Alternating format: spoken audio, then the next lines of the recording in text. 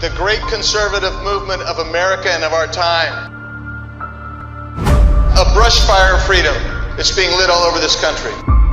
We, as an irate, tireless American populace, will overcome the few radical leftists that control the levers of power today.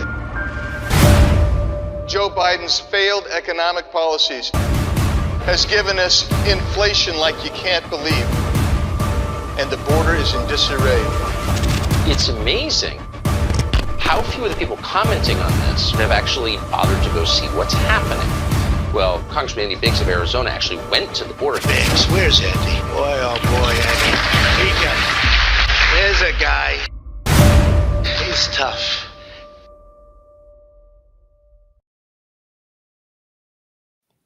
Welcome back to my semi-regular podcast, What's the Biggs Idea? I'm grateful that you join us. I'm the Congressman from Arizona's 5th Congressional District. I am joined today with a great investigative journalist, a great friend, someone who's brought forward many issues that I think are really timely for us, and that's Julie Kelly. She writes for American Greatness, which you can find at amgreatness.com. She focuses on politics. She's J6, the COVID lockdowns. She's the author of 2 books, Disloyal Opposition, How the Never Trump Right Tried and Failed to Take Down the President, and January 6th, How Democrats Used the Capitol Protest to Launch a War on Terror Against the Political Right. And boy, have they. And Julie, thanks for joining me today. Thank you, Congressman. As always, such a pleasure to be with you. And thank you for all that you're doing in Washington. I know you're one of the hardest working House members in Congress. So thank you for all that you do. Oh, thank you. That's thanks for the kind words too. And by the way, you are one of the hardest working journalists. And I was telling, ladies and gentlemen, I was telling Julie before we came on the air that I read her stuff regularly. She puts it out on AmericanGreatness.com. And those of you who've heard me talk before, I go every morning early when I'm up and awake and can't sleep. I go through probably 20 news aggregators, and one of the first I go to is always American Greatness. And Julie's on every other day almost, it seems like, with a new piece. And so I'm so flattered and honored that you'd be with me today. Of course, thank you. So I want to talk about the piece you put out today, and I got to get the name right, the title of it right. The House GOP needs to take the roadshow home, and it was a reference to the New York City hearing we had yesterday, and yet even in our nation's capital we have a rogue U.S. attorney. Julie, tell us what the premise of the article was about. So first, I want to say I was very skeptical, very skeptical about the field hearing yesterday in New York City, how that was going to be pulled off and really the value of it. But I was very pleasantly surprised to see how you guys handled that hearing, to hear the crime victims, and more importantly, to see the heartless crime apologists, the Democrats on that committee, who couldn't have cared less about what they were hearing happening to their own city in many instances, and completely dismissing these heartbreaking stories of what's happening in New York City. So I really commend House Judiciary for that. What my piece suggests today is that you continue some of those hearings, particularly just a few blocks from the Capitol. DC U.S. Attorney Matthew Graves, the Biden-appointed U.S. Attorney, Biden campaign advisor, who is appointed to what is arguably the most powerful U.S. Attorney's office in the country, because he prosecutes both local and federal crimes. This is very unique for a U.S. attorney. And what he's doing, Congressman, is he is surging resources to continue to prosecute Trump supporters for what they did on January 6th, surging resources towards that prosecution, obviously selective political prosecution, while at the same time, as you know, Washington, D.C. is descending into violent chaos. You have crime rates that are through the roof, armed carjackings, homicides are at a 20-year high. You go down the list of category of violent crimes, Matthew Graves is also responsible for prosecuting those as well, but he has one of the highest declination rates in the country. And you know what that means. After a criminal or suspect is arrested, he declines to prosecute them. I think his declination rate is 67%, which means 2 out of 3 criminals that are arrested, he won't pursue charges against. So I would argue that the crisis in Washington, D.C., from both angles, the politicization of what prosecutors are doing, say Alvin Bragg, versus allowing your residents to be endangered by rising violent crime, I would argue what Matthew Graves is doing is far worse. Yeah, I want to, just take it home with a couple of anecdotes. I mean, so Rand Paul's had a staffer near the Senate that was attacked brutally and stabbed. I've had a friend of mine who I've known since I've come to Congress, who lives here and was walking along and just gets mugged, and his wallet is taken from him. Now, he did something I'm not sure he should have done. He chased him down to try to get his wallet back. But I mean, and this happens daily. And like you say, everything from carjackings. I actually had a former staffer text me that she had been the victim of an attempted carjacking, literally, again, right over by the Senate. And this city has descended into crime. It may be one of the most crime-filled big cities in America today. It absolutely is. And this can be laid at the doorstep of Matthew Graves. And so the idea, Congressman, that he is still rounding up Trump supporters. Yes. He is pulling U.S. attorneys from other jurisdictions across the country to handle the 1,000+ caseload that he has for January 6th. He has threatened, he's told the D.C. courts and the Federal Public Defender's Office to prepare for another 1,000 cases. This is not ending. Yet, to your point, people can't walk around their nation's capital, people who work there go visit, with any sense of safety. I used to love to go to Washington, D.C. It's my favorite city. I loved walking around there. It's a very walkable, beautiful city. You go to the monuments. I mean, I'm with a lot of people. I don't feel safe going there at all. You want to just get in and out of there now. So Matthew Graves needs to be held to account for the chaotic, violent climate in his city. Furthermore, the selective, political, abusive, vengeful prosecution that he is leading against thousands of Trump supporters simply because they protested Joe Biden's election on January 6th. Yeah, I mean, that's right. And I think in some respect we can separate the two, but on one hand we can't. So on one hand, he needs to be held accountable for, like you say, for the crime-riddled Washington, D.C., the nation's capital. But at the same time, and I want to get into this just a bit more, I want to explore this ridiculous politicization of all of the branches of government, for sure, all agencies and bureaucracies, but particularly this guy. And by the way, the Democrats who controlled the budget gave him even more money to expand his operations in the last bill, because they're in on the grift. They are in on the political attack against people who identify as Trump supporters and those who showed up. And by the way, peaceful protesters. And if you don't believe that's the case, just look at what happens in these various capitals where we're seeing these anti-Second Amendment rioters show up, and the Democrats there are saying these are peaceful protests. That's right. I mean, I'm sure we're both talking about what's happening in Tennessee. Yeah. I mean, that's a chaotic scene. It's a sort of dangerous scene. Those protesters are organized. They're angry. They're coming far closer in contact with lawmakers than anyone did on January 6th. Yet these protesters and the leaders of that, the lawmakers, are heralded as heroes. They're not going to be facing felony obstruction or conspiracy charges. They're not going to be thrown into special prison for years awaiting trial, like we've seen with dozens of January 6th defendants. So, that's the thing that I think people tell me the most that they're outraged about. They want people who are engaged in violence on January 6th to be held accountable.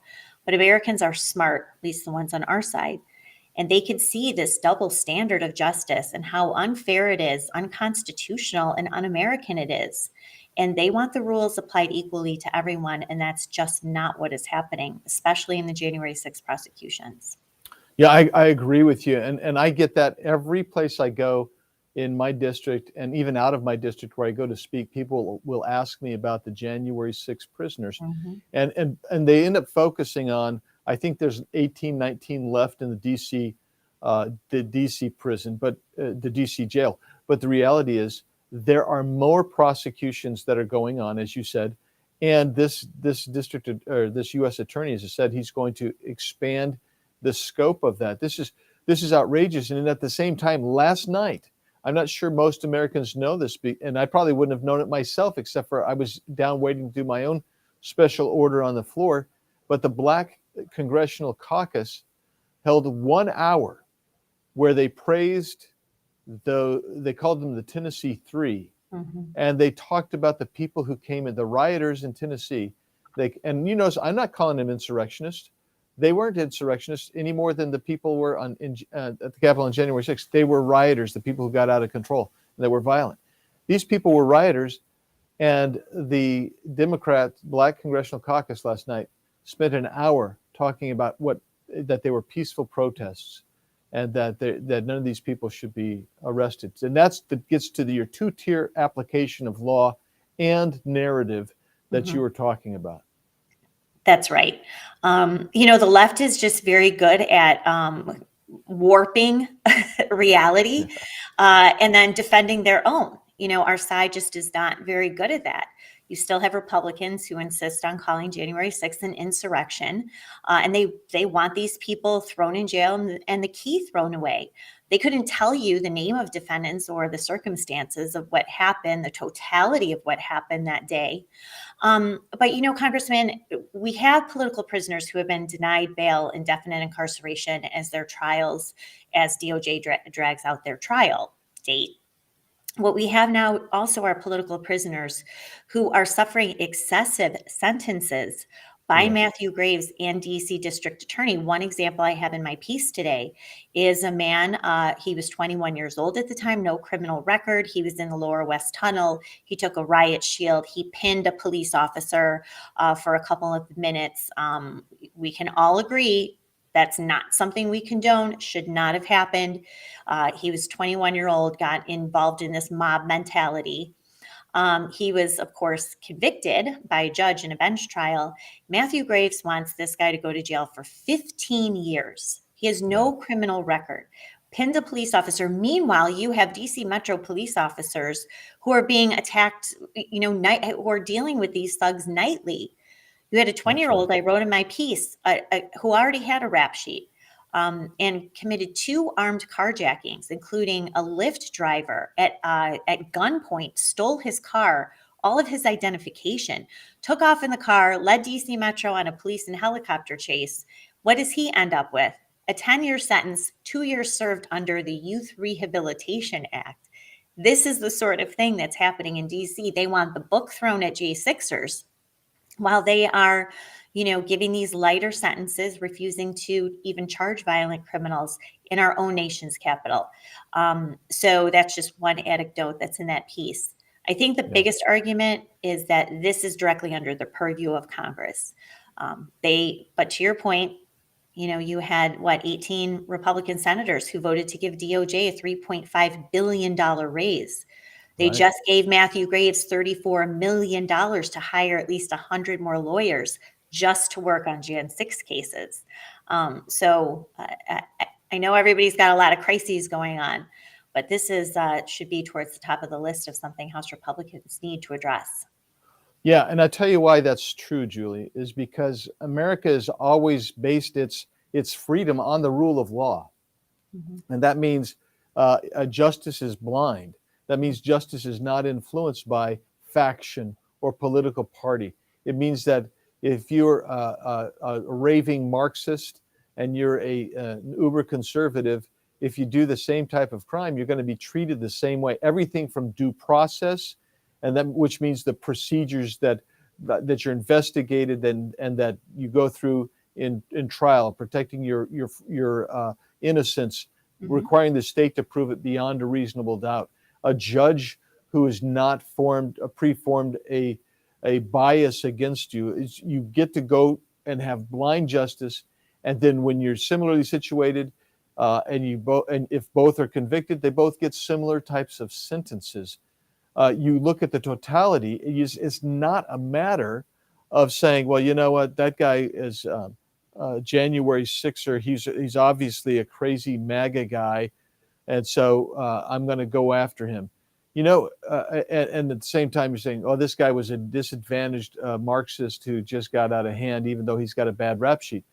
The issue ultimately is, for me, is how do we bring this back? And I think I know how we bring it back.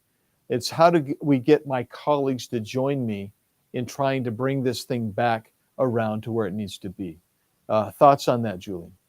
I think it's imperative. And I really, once again, commend you for doing that, because I know that you want to.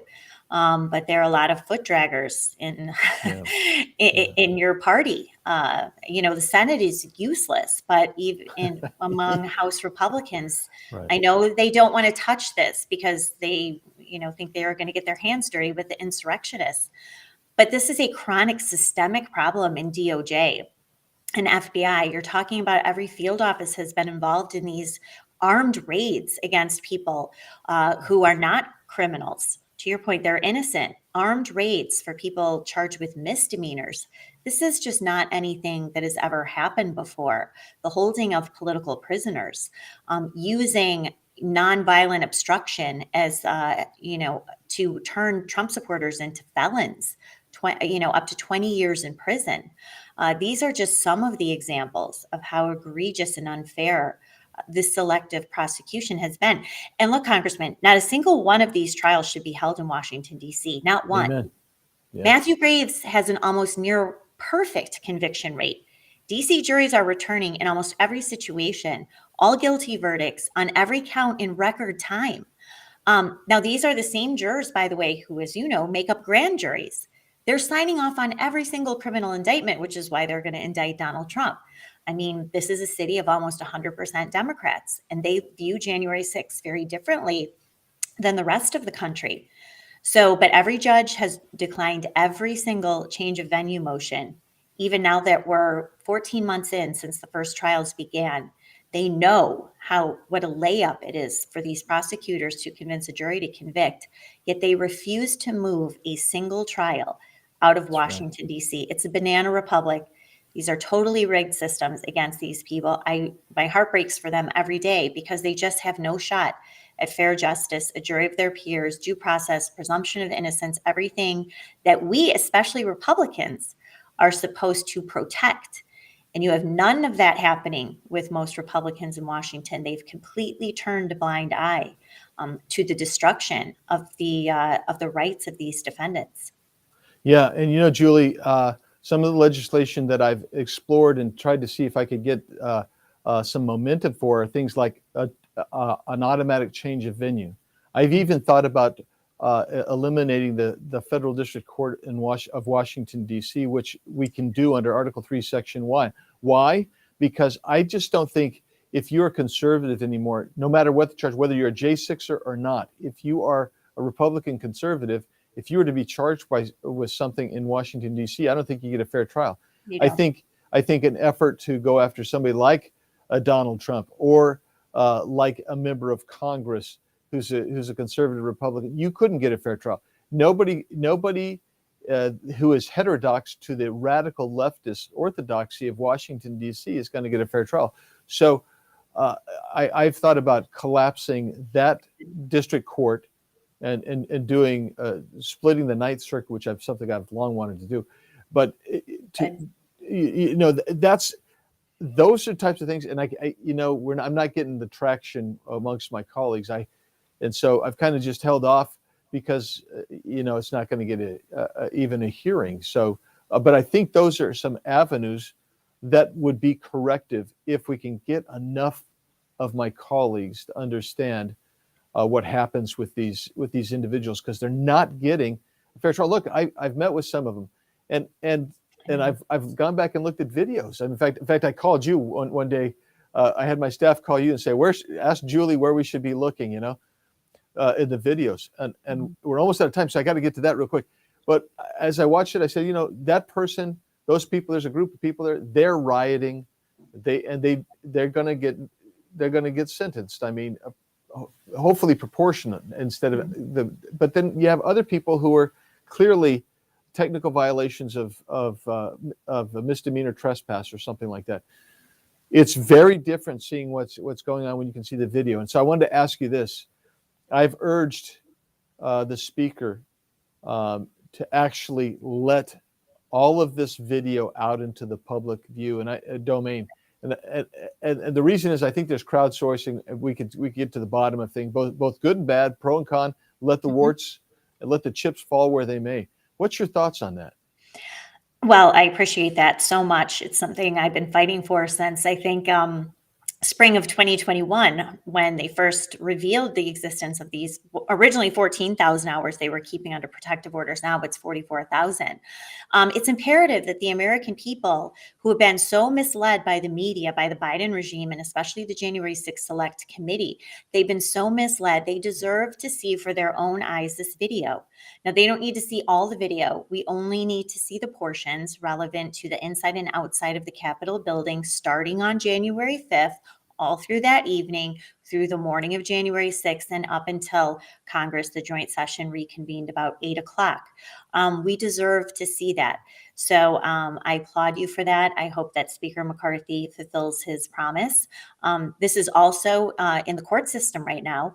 You actually shockingly have a big group of major news corporations who are suing the DOJ and FBI for this footage. They want to see it now that Tucker Carlson had it. They want it now.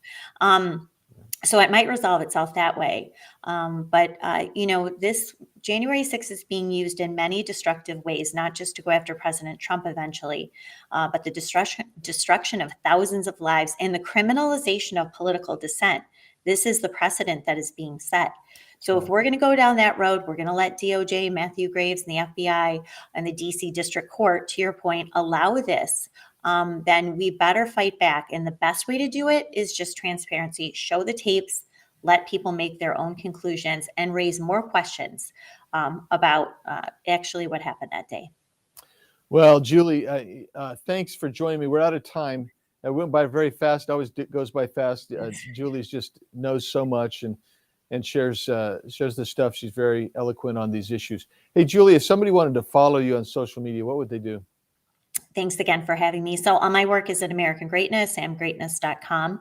I'm on Twitter a lot, Julie_Kelly too, where I update what's happening in trials and post court motions, etc. And I'm on Truth Social at Julie Kelly too. Well, thanks again, Julie. It's been great having you with me. I gotta look this up because you're better than me. I'm at Twitter and Truth at Twitter at RepAndyBiggsAZ, on Truth at RepAndyBiggsAZ. You can go to my official site, biggs.house.gov. If you want the audio version of this, you can go to Spotify or Apple Podcast at What's the Biggs Idea. Julie, thanks again, and thank you for joining us today, ladies and gentlemen. And we will be back in a semi-regular time next week. And